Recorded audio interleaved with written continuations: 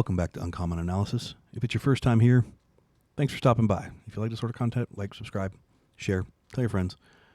We're glad you stopped by. And if you've been here before, welcome back. Always good to see a familiar face. Okay, so I want to talk today about 2026 election for the Senate, and for a few minutes. Hope this won't be too long, and through what's shifted since the last time we've done those, which has been a while. Right now, we're looking at the consensus map, which is kind of where the big league political handicappers have the race, and there has been a shift. North Carolina and Georgia are no longer considered toss-ups. They're both considered Democrats, Democrat, lean Democrat, which I think was North Carolina being considered a toss-up. I think was a bit of a stretch to begin with. Cooper's fairly popular; he should win that state handily. That will be a net gain. There'll be a gain for the Democrats. Georgia as a hold, Ossoff. I don't think Ossoff is as strong as some of the polling shows. We'll see. But they've moved that to a lean Democrat as well. We'll see if it stays that way for the race. I think Ossoff's softer than he appears, but we'll stick with the consensus. With that consensus, that leaves three left: Maine, Ohio, and Michigan. Maine is, well, if you haven't been under a rock for the last week, you kind of know what's going on in Maine if you've been paying attention to any political news at all. Plattner, the communist, socialist, far left, populist guy that they were banking their hopes on for unseating Collins with has just imploded. The red flags about him that were there from the beginning that they dismissed and ignored have come back to bite them on the ass hard. Even without that, I don't think Plattner had a chance in hell. I know polling showed him in some cases winning by a small margin, but here's the reality about Maine and Collins. Collins almost always underperforms in the polling. She almost always outdoes it, and usually by a large margin. I don't know why. I don't know if Maine's just that hard to poll, or if there's just a problem getting a representative sample when you do poll, or what it is. But to give you an example, in 2022, when she ran for re-election, she was polling 5 points behind. Literally the day of the last poll that was done before the election, she was polling down 5, and then the day of the election, she won by 8. So I don't think Maine has ever really been in play. I understand why they've put it there, but Maine was never really, in my opinion, a big threat.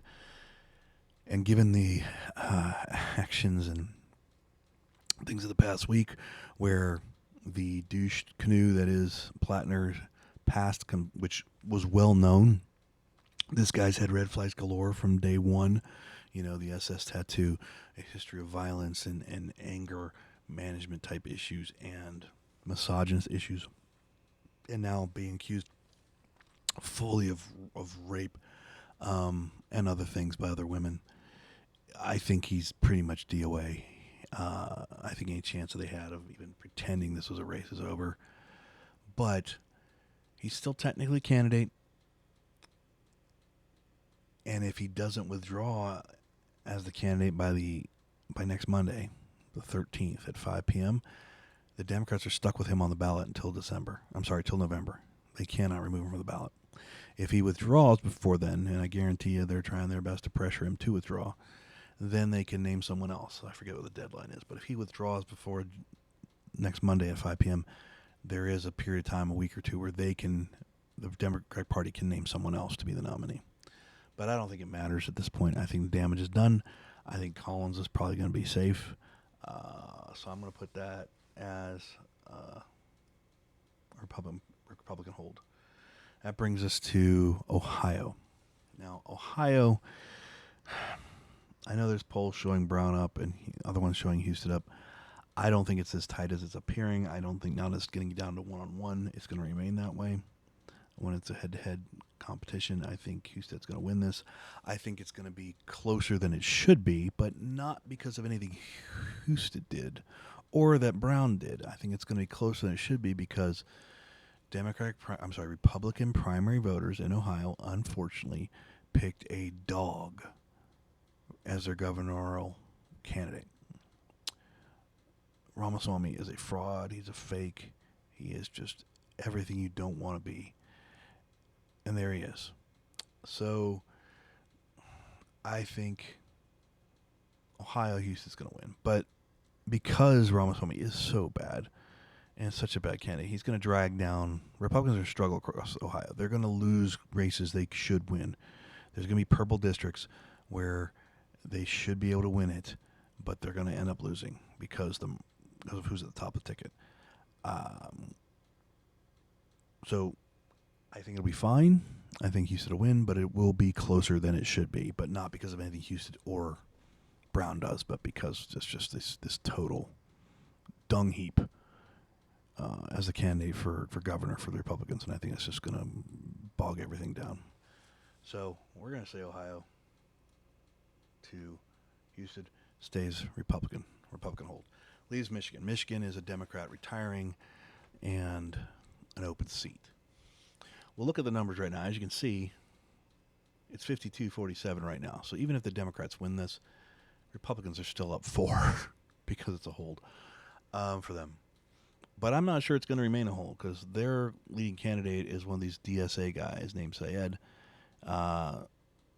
And when you look at the direct head-to-head against him and the likely Republican, the margins are incredibly small. I have a hard time believing in the Midwest, which is where I live, that the typical middle-of-the-road independent voter wants Syed and is in front of them on a daily basis, that they're going to choose him. I just have a hard time believing that. So I think this is going to be a Republican pickup. But even if it's not, even if it goes Democrat, Republicans still maintain a 4-seat advantage in the Senate. So there's my thoughts. I think this will end up being Republican, but even if it's not, and if it does go Republican, Republicans actually gain a seat, which would be crazy in a midterm where all this craziness is going on, that the Republicans would gain a seat. On the flip side, a state I would think Democrats can pick up, but no one's talking about, and I'm not saying it will flip, but I'm saying I see a structural reason that it could flip, and that would be Alaska. Alaska has about a third of its population on some sort of assistance. And with the changes to the assistance programs and bills by the Republicans since, 2024, there absolutely could be a backlash in Alaska, and it could break its norms and say, we are going to vote Democrat even though we generally don't, and we generally don't agree with them. We're going to vote them to punish the Republicans. Is it going to happen? I don't know. But I could see it happening. I see there's a structural reason.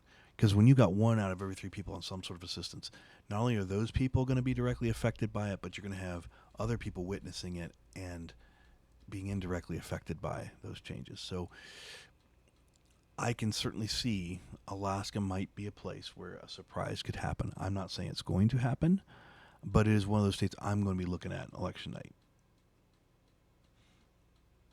and see what happens. Because if there is a state where on policy and on what they've done, Republicans could be looking at being surprised by the electorate, I think Alaska is it.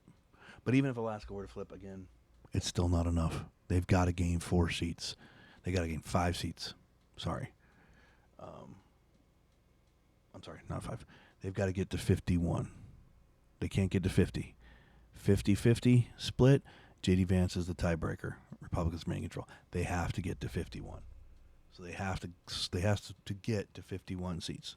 And I just do not see a path for them to get there. All right, that's all I got for today. Have a great one, and I am out.